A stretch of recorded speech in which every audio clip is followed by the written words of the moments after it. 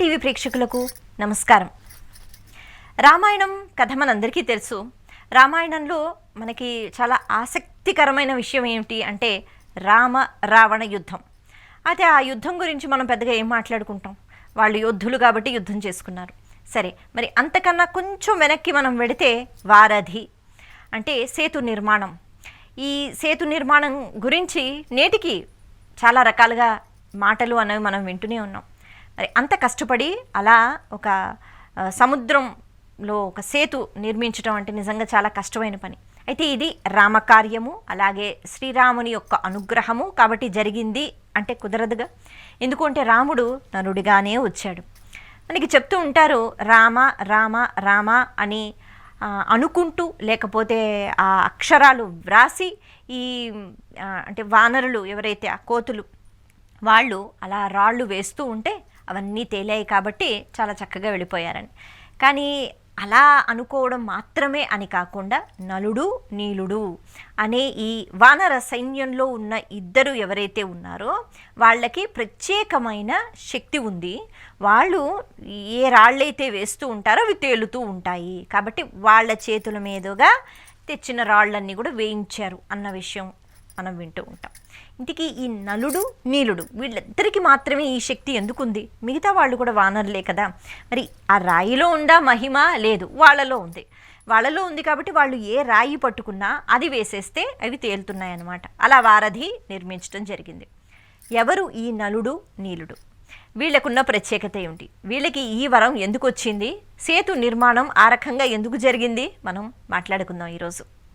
పూర్వం అగస్త్య మహర్షి ఆశ్రమంలో ఎంతోమంది శిష్యులు ఉంటూ ఉండేవారుగా. అలా ఒక శిష్యుడు ఉంటూ ఉండేవాడు, చిన్నపిల్లవాడే. కాకపోతే భగవంతుని మీద పూర్తిగా భక్తి అన్నది చిన్నప్పటి నుంచి ఏర్పడడం చాలా కష్టం. ఎక్కడో ప్రహ్లాదుడు లాంటి వాళ్ళు ఉంటారు. అయితే ఒకసారి ఈ శిష్యులందరూ అక్కడ అంటే చాలా క్రమశిక్షణతో ఉంటూ ఉండేవారు. కానీ ఒక్కొక్కసారి గురువుగారు బయటికి వెళుతూ ఉంటే ఆటపాటల్లో మునిగిపోతూ ఉండేవారు. మహర్షి ఒకసారి బయటికి వెళ్లాల్సి వచ్చింది, అంటే ఆశ్రమాన్ని విడిచిపెట్టి. తను ఎప్పుడూ కూడా సాలగ్రామాలు అంటే విష్ణు స్వరూపాలు గుండ్రంగా రాయిలా కనిపిస్తూ ఉంటుంది, అంటే శివలింగంలాగే ఉంటుంది, కాకపోతే చిన్న చిన్నవి, వాటిని సాలగ్రామాలు అంటారు. ఈ సాలగ్రామాలు విష్ణు స్వరూపాలు అని చెప్తూ ఉంటారు. ఇవి విష్ణువుగా పెట్టి అంటే అనుకుంటూ పూజిస్తూ ఉంటారనమాట. ఏ రకంగా అయితే శివారాధన చేస్తారు. అలా మహర్షి నిత్యము సాలగ్రామం ఒకటి ఉంటే దాన్ని పూజిస్తూ ఉండేవారు. ఎప్పుడూ పూజిస్తూ ఉండాలన్నమాట. ఆయన బయటికి వెళ్తున్నారు కాబట్టి శిష్యుడికి అప్పచెప్పారు. ఇది క్రమం తప్పకుండా దీనికి అభిషేకం చేస్తూ పూజలు చేస్తూ నైవేద్యం పెట్టాలి. ఎప్పుడైనా తప్పిపోయిందా ఇంక అయిపోయింది మీ పని అన్నట్టుగా చెప్పారు. సరే గురువుగారు అని అందరూ తలూపారు. మనం ఏ శిష్యుడి గురించి అయితే మాట్లాడుకుంటున్నామో అతని పేరు మనం తర్వాత చెప్పుకుందాం. కానీ ఆ శిష్యుడు కూడా తలూపాడు. మొత్తానికి గురువుగారు అలా వెళ్ళిన తర్వాత ఆ సాలగ్రామం ఒక పెట్టిలో ఉండేది.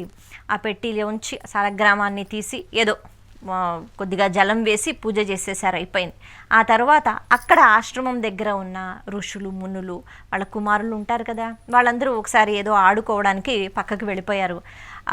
వనం కదా, ఎక్కడ పడితే అక్కడ పెద్ద పెద్ద చెట్లు ఉంటాయి. అయితే ఒక పెద్ద నేరేడు పండు చెట్టు కనిపించింది. అలా కనిపించిన వెంటనే అక్కడ అందరూ ఆడుకుంటున్నారట. రాళ్ళు తీస్తున్నారు, విసురుతున్నారు. ఆ పళ్ళు కింద పడితే చక్కగా తీసుకుని తింటున్నారు. ఎవరు కొట్టుకుంటే కింద పడితే వాళ్ళే తీసుకుంటున్నారు, పక్క వాళ్ళకి ఇవ్వడం లేదు. ఇప్పుడు ఈ విద్యార్థి ఎవరి గురించి అయితే మనం మాట్లాడుకుంటున్నామో ఇతను అనుకుంటున్నట్ట అక్కడ ఉన్న రాళ్ళు ఏవైతే ఉన్నాయో అందరూ ఏరుకున్నారు. ఇప్పుడు అక్కడ రాయి కనిపించట్లేదు. ఆ నేరేడు పండుని ఎలా కొట్టాలి, ఎలా తీసుకోవాలని ఆలోచించాడు. తనకి గుర్తొచ్చింది, తన దగ్గర ఒక పెట్టి ఉందిగా, అందులో కూడా ఒక రాయి ఉందిగా. అంటే విశేషంగా అది భగవంతుడు అన్నది పెద్దగా అతనికి తెలియదు. దీనిలో లేడు, పిల్లాడు కదా, కాబట్టి ఇది కూడా రాయే కదా, దీంతో కొడదాం, మళ్ళీ ఆ రాయి ఎలాగో కింద పడిపోతుంది, మళ్ళీ తీసి పెట్లు పెట్టేద్దాం, ఎవరు చూశారు అని అనుకున్నాడు. గబగబా ఆ సాలగ్రామం ఏదైతే ఉందో అది రాయిలాగే ఉంటుంది కాబట్టి దాంతో ఒక్కసారిగా అది పైకి వేయడం జరిగింది. అయితే ఇలా వేయడం వల్ల ఏమైంది, ఆ రాయి అంటే ఆ సాలగ్రామం అక్కడే ఇరుక్కుపోయింది. ఆ నేరేడు పండు అయితే కింద పడింది. ఇప్పుడు ఏం చెయ్యాలి? చెట్టెక్కాలి అంటే ఆ పక్కన పెద్ద నుయ్యుందట, లేకపోతే అటువైపు పుట్టలున్నాయట. పిల్లలు కదా, వాళ్ళకి భయం. చెట్టెక్కి తీయాలంటే భయం, ఎక్కడ ఇరుక్కుపోయిందో తెలియదు. ఇప్పుడు మాత్రం సాలగ్రామం లేదు. ఇక గురువుగారు వస్తారు మన్నాడే, ఏం చెప్తారు? సరే భయపడుతూ ఆశ్రమానికి వెళ్ళిపోయాడు. ఆలోచించాడు ఏం చెయ్యాలి అని. చిన్నపిల్లల మనస్తత్వం కదా, అనుకుంటాడు ఏది చేసినా పర్వాలేదు గురువుగారు నమ్మేస్తారని. ఏ నేరేడు పండు అయితే ఉందో అది కొద్దిగా బాగా అంటే కొంచెం నలుపు రంగు వచ్చేటట్టుగా కొన్ని ఉంటూ ఉంటాయి కదా, అలాంటి పండుని తీసుకుని అదే పెట్లో పెట్టేశాడు. ఎందుకంటే సాలగ్రామం జుమించి అలాగే ఉంటుంది కదా, ఆకారం అలాగే ఉంది. కానీ ముట్టుకుంటే గురువుగారికి తెలీదా, అసలు చూస్తే తెలీదా? అజ్ఞానంతో ఈ పిల్లాడు ఉన్నాడు కాబట్టి గురువుగారు ఏమనుకోరు, దూరం నుంచి చూస్తారనుకున్నట్ట. మన్నాడు మనం చూసుకుందాం, వెతుక్కుందాం సాలగ్రామాన్ని పెట్టేశాడు పెట్లో. గురువుగారు వచ్చారు, అడిగారు, సాలగ్రామానికి రోజు పూజ చేస్తున్నావా? చేస్తున్నాను గురువుగారు. సరే అయిపోయింది. ఆ రోజు ప్రశాంతంగా పడుకున్నాడు. మన్నాడు గురువుగారు లేచారు పూజ చేసుకోవడానికి. అలా పెట్టి తెరిచి చూసేటప్పటికి అదొక నేరేడు పండు అన్న విషయం ఆయనకి తెలియదా? తెలిసిపోయిన వెంటనే ఎక్కడుంది సాలగ్రామం అని అడిగితే ఇక ఏం చెప్పాలి, అబద్ధం ఏది చెప్పినా లాభం లేదుగా. అందుకే ఒప్పేసుకున్నాడు. నేను అలా విసిరాను, అది ఎక్కడ ఇరుక్కుపోయింది, అందుకే ఇది తెచ్చిపెట్టాను. ఇప్పుడు గురువు గారికి చాలా కోపం వచ్చింది. అంటే నువ్వు అది రాయి అనుకున్నావా? అది శ్రీ మహావిష్ణువు అని నేను నీకు చెప్పాను కదా, ఇంత అశ్రద్ధ ఏంటి? అంటే భగవత్ స్వరూపాన్ని తీసి నువ్వు ఏదో నేరేడు పండు కావాలని విసురుతావా? నీ భావన ఏంటి? నువ్వు భగవంతుడిగా చూస్తే అలా విసరవు కదా. అంటే నేను ఎంత చెప్పినా నీకు ఈ భావన అర్థం కాలేదు కాబట్టి నువ్వు ఇక్కడ ఉండడానికి వీల్లేదని బాగా తిట్టి పంపించేశారట. ఎంతో బతిమాలుకున్నాడు పాపం. ఉంటానండి గురువుగారు, ఉంటానండి అని. నువ్వు ఇక్కడ ఉండడానికి వీల్లేదు. సరే నేను ఉండాలంటే ఏం చెయ్యాలి చెప్పండి, నేను నా తప్పు సరిదిద్దుకుంటాను అన్న వెంటనే నువ్వు మళ్ళీ అంటే ఏ శ్రీ మహావిష్ణువునైతే నిర్లక్ష్యం చేశావో ఆ శ్రీ మహావిష్ణువుని తీసుకుని వస్తే అప్పుడు నేను ఆశ్రమంలోకి రాణిస్తాను అని అన్నారట. సరేనండి శ్రీ మహావిష్ణువుని తీసుకొస్తానని చెప్పి పాపం పిల్లాడు వెళ్ళిపోయాడు. అయితే ఇప్పుడు పిల్లలైతే గురువుగారు అసలు నా మాట వినకుండా ఇంత అంటారా అని చెప్పి మళ్ళీ ఆ గురువు మొహమే చూడను అని అనుకుంటారు. కానీ ఆ పిల్లాడు పాపం ఏదో అశ్రద్ధతో అలా పని చేసిన గురువు గారి మీద భక్తి అటువంటిది. ఎలాగైనా శ్రీ మహావిష్ణువుని తీసుకుని వస్తే నీకు ప్రవేశం ఉంటుంది, తీసుకొస్తాను అని అనుకున్నాడు. శ్రీ మహావిష్ణువుని తీసుకురావాలంటే ఏం చేయాలని అడిగాడు. అడిగితే బయట ఎవరో వేరే వాళ్ళందరూ చెప్పారు, శ్రీ మహావిష్ణువుని తీసుకురావాలా, చాలా కఠోర తపస్సు చేయాలి కదా, శ్రీ మహావిష్ణువుని తీసుకురావాలంటే ఆయన ప్రత్యక్షం అవ్వాలి, సరే చేసుకుంటాను అని ఆ పిల్లాడు ధ్యానంలో కూర్చున్నాడు, తపస్సు చేసుకుంటున్నాడు. సరే జరిగిపోయిన తప్పు ఎలాగో జరిగిపోయింది, ఇక నుంచి నేను తప్పు చేయను, విష్ణువు రావాలి, విష్ణువుని పట్టుకుని వెళ్ళాలనేటట్టుగా అలా ఆ పిల్లాడు పెద్దవాడైపోయాడు. అతడే సుతీక్ష్ణ మహర్షి అని అంటారు. అంటే కొంచెం జ్ఞానం వచ్చిన తర్వాత ఈ ఆలోచనలన్నీ ఉండవు కదా, ఎప్పుడు భగవద్ధ్యాసలో తనకి నమ్మకం, శ్రీ మహావిష్ణువు ఎప్పుడైనా నాకు కనిపిస్తారు అని. సరే ఇప్పుడు పెద్దవాడైపోయాడు కాబట్టి ఆయన కూడా చక్కగా గురువుగారు ఏ రకంగా అయితే సాలగ్రామాలతో పూజలు చేసుకుంటూ ఉండేవారో ఆయన కూడా అలాగే సాలగ్రామాలు పెట్టుకుని పూజ చేసుకుంటూ ఉండేవాట. ఇక్కడితో అయిపోయిందా? లేదుగా, ఇప్పుడే అసలైన కథ అన్నది మొదలవుతుంది. అంటే ఆయన అలాగా సాలగ్రామాలతో పూజ చేసుకున్నప్పుడు కోతులు ఆ ప్రదేశాల్లో తిరుగుతూ ఉండేవి. అయితే కోతులు వచ్చేవట అదేదో తినే పదార్థం అనుకునేటట్టుగా గబగబా వచ్చి కోతులకి ఈ గదిలోకి వెళ్ళాలి ఆ గదిలోకి వెళ్ళకూడదు అనే ఉండదుగా, ఆశ్రమంలో బాగా ఎక్కువగా ప్రదేశంలో తిరుగుతూ ఉండేవి. అందుకే ఇది పూజా మందిరం, ఇక్కడ ఉండకూడదు అనేదేముండదు, గబగబా సాలగ్రామాలు పట్టుకుని వెళ్ళిపోయాయట. ఒకసారి ఆయన చూస్తే పెట్టిలో లేవు, ఎక్కడికి వెళ్ళిపోయాయని అటు ఇటు చూస్తే ఆయనకు కనిపించలేదు. కోతులు వచ్చాయి తీసుకుని వెళ్ళాయని ఆయన చూడలేదు, గమనించలేదు. కానీ మొత్తానికి పోయాయి అన్న విషయం అర్థమైంది. బాధపడ్డారట. ఈ కోతులు సాలగ్రామాలని తీసుకుని వెళ్ళి ఇటుటో అన్నీ తిరిగి మొత్తానికి పక్కన ఒక చెరువు ఉంటే అక్కడ విసిరేసి ఆ కోతులు వెళ్ళిపోయాయి. తర్వాత ఎప్పుడో నదీ స్నానం చేస్తున్నప్పుడు మహర్షికి మళ్ళీ అవి దొరికాయి. అప్పుడు ఆయన ఊహించుకున్నారు, బహుశా కోతులు ఎక్కువ తిరుగుతూ ఉంటాయి కదా, పడేసి ఉంటాయి, మళ్ళీ అదృష్టం నా అదృష్టం అని చెప్పి ఆ సాలగ్రామాలు తెచ్చి మళ్ళీ తెచ్చుకుని పూజ చేసుకుంటూ ఉండేవారు సుతీక్ష్ణ మహర్షి. ఇలా కొంతకాలం జరిగింది. మళ్ళీ కోతులు రావడం, తీసుకోవడం, అటు ఇటు విసిరేయడం, ఇవన్నీ చేస్తూ ఉండేవట. ఆ కోతుల మీద ఎంత కోపం వస్తూ ఉండేదంటే ఎప్పుడు ఆ కోతులే వస్తూ ఉండేవి. కానీ ఏం చేయాలి పాపం, అవి మూగజీవులు కదా, వాటికి ఎంత చెప్పినా అర్థం కాదు. తన చిన్నతనం గుర్తు తెచ్చుకున్నాడు.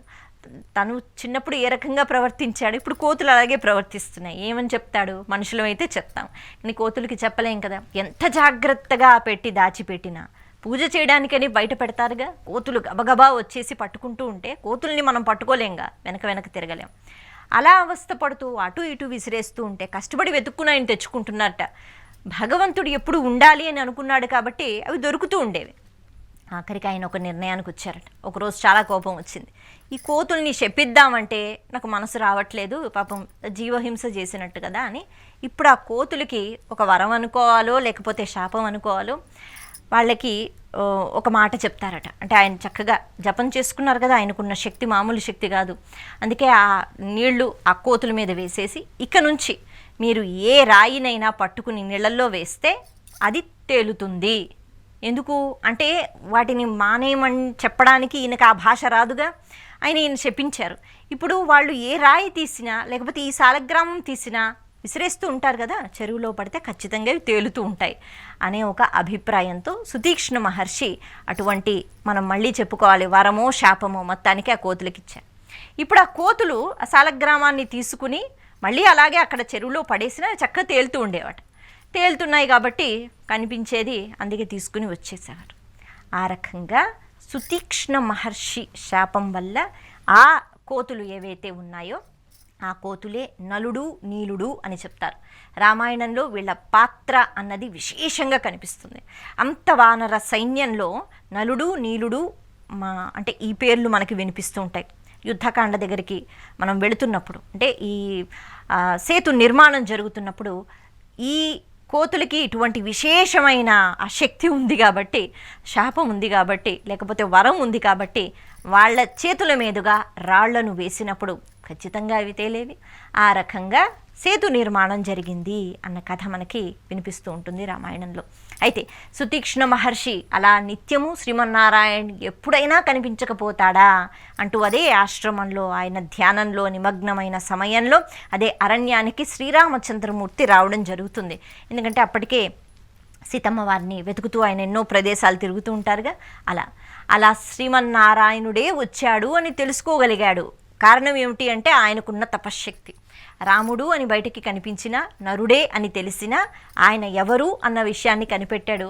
ఇప్పుడు ఆనందంగా సుతీక్ష్ణ మహర్షి శ్రీరామచంద్రమూర్తిని పట్టుకుని తన గురువు గారి దగ్గరికి వెళ్ళి తీసుకుని చూపించారట. మీరు మళ్ళీ ఆశ్రమానికి శ్రీ మహావిష్ణువుతో రమ్మన్నారు కదా, ఇదిగో శ్రీ మహావిష్ణువుతోనే నేను వచ్చాను అని గురువు గారికి కూడా రాముల వారిని పరిచయం చేయించారు సుతీక్ష్ణ మహర్షి. అలాంటి మహర్షులు ఎంతోమంది ఈ పుణ్యభూమి మీద ఉన్నారు. వాళ్ళందరూ అంటే మనసులో విశేషమైన కోర్కెలు అన్నవి ఎప్పుడూ లేవు. పరమాత్మను ఎప్పుడు చూడాలి, గురువు అంటే అంత భక్తితో ఉండటము, ఇలాంటివి మనం నేర్చుకోవచ్చు ఇలాంటి కథలు మనం చెప్పుకుంటున్నప్పుడు. కాబట్టి సుతీక్ష్ణ మహర్షి మళ్ళీ గురువు గారిని కలుసుకుంటూ రాముల వారిని చూపించి ఆనందంగా శ్రీ మహావిష్ణువుతో వచ్చాను అని చెప్పారు. ఈ కథ మనకి రామాయణంలో కనిపిస్తూ ఉంటుంది. నమస్తే.